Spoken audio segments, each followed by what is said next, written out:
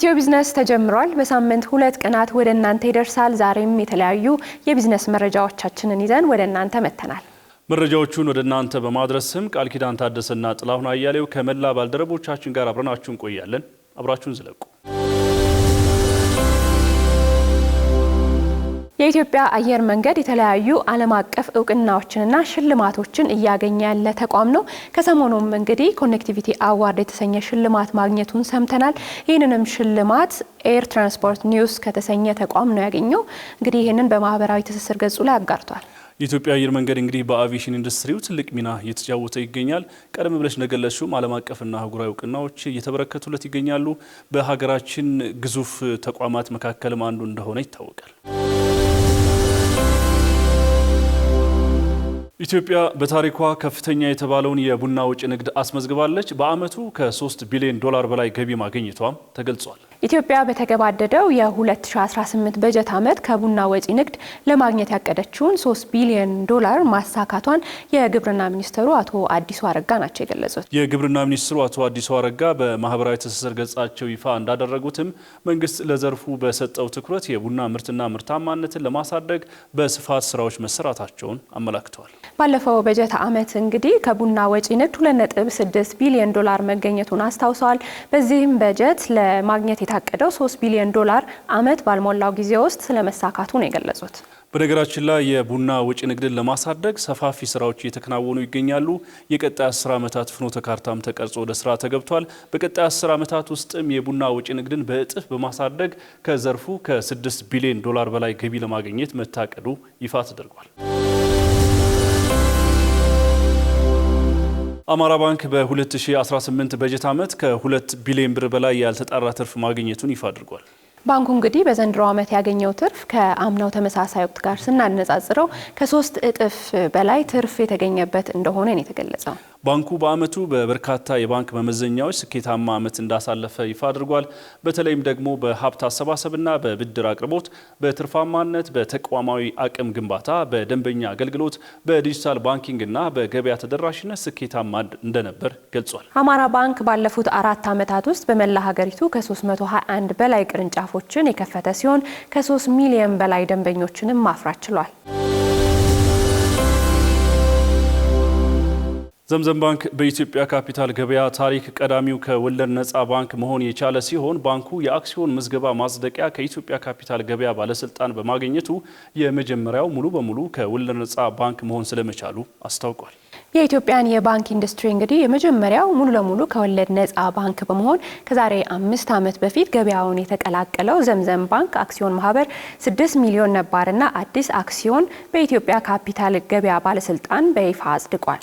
እንዲሁም ባንኩ ዓመቱን በስኬት ማጠናቀቁን ገልጿል። በተለይም ደግሞ ካለፈው ዓመት ጋር ሲነጻጸር የ35 በመቶ እድገት ያለው 1.8 ቢሊዮን ብር ትርፍ ማስመዝገብ ስለመቻሉም ገልጿል። የባንኩ ጠቅላላ ገቢ ወደ 3 ቢሊዮን ብር በማደግ የ36 በመቶ ጭማሪ የታየበት ነውም ተብሏል። ባንኩ የባለ አክሲዮኖችን መብት በማስጠበቅና አዳዲስ አክሲዮኖችን ለሕዝብ በማቅረብም አጠቃላይ ካፒታሉን ወደ 15 ቢሊዮን ብር ለማድረስ አቅዶ እየሰራ እንደሚገኝም አስታውቋል። የባንኩ ጠቅላላ ገቢ ወደ 3 ቢሊዮን ብር በማደግ የ36 በመቶ ጭማሪ የታየበት ስለመሆኑ ተነግሯል። ባንኩ የባለ አክሲዮኖችን መብት በማስጠበቅና አዳዲስ አክሲዮኖችን ለሕዝብ በማቅረብ አጠቃላይ ካፒታሉን ወደ 15 ቢሊዮን ብር ለማሳደግ አቅዶ እየሰራ እንደሚገኝ ተገልጿል።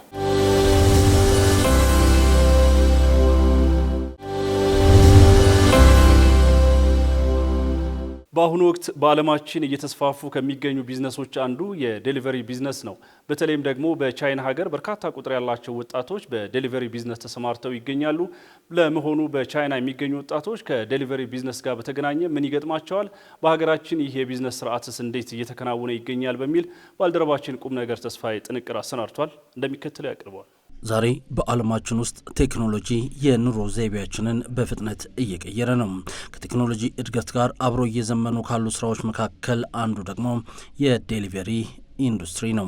ምግብ፣ መድኃኒት፣ ልብስና የመሳሰሉት ነገሮች በጥቂት ደቂቃዎች ውስጥ በፍጥነት ወደ ቤታችን በዚህ ኢንዱስትሪ አማካኝነት ይደርሳሉ። ነገር ግን ይህንን ፍጥነት እውን የሚያደርጉት ሰዎች ማናቸው? ህይወታቸውስ ምን ይመስላል?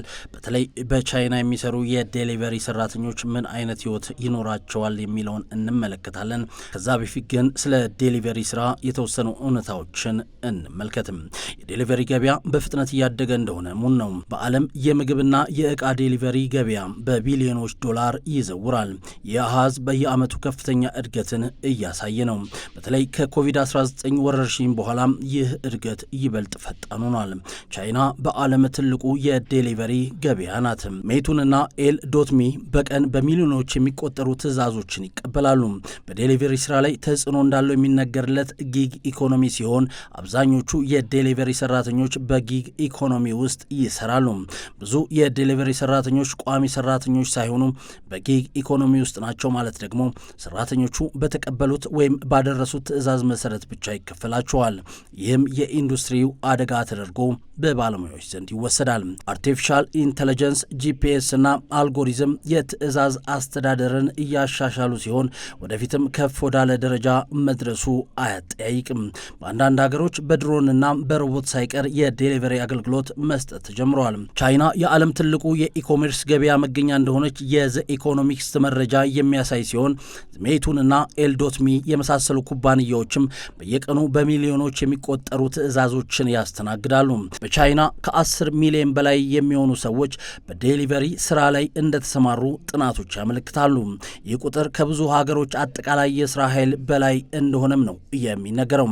በቻይና የዴሊቨሪ ሰራተኞች ቀን ብዙ ጊዜ ጠዋት ከ12 ሰዓት ይጀምራል። ከዛም ያለማቋረጥ በቀን ውስጥ ለ14 ሰዓታት ይሰራሉ።